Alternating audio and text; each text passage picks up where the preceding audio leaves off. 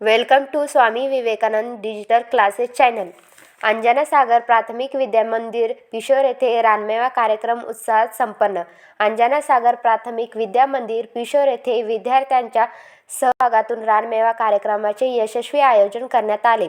या उपक्रमात इयत्ता तिसरीच्या विद्यार्थ्यांनी विविध प्रकारचे रानमेवा व फळे शाळेत आणून त्यांचे आकर्षक प्रदर्शन व विक्री केली.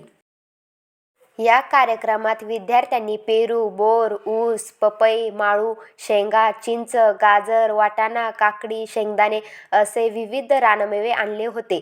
इतर वर्गातील विद्यार्थ्यांनी मोठ्या उत्साहाने या रानमेव्याची खरेदी केली.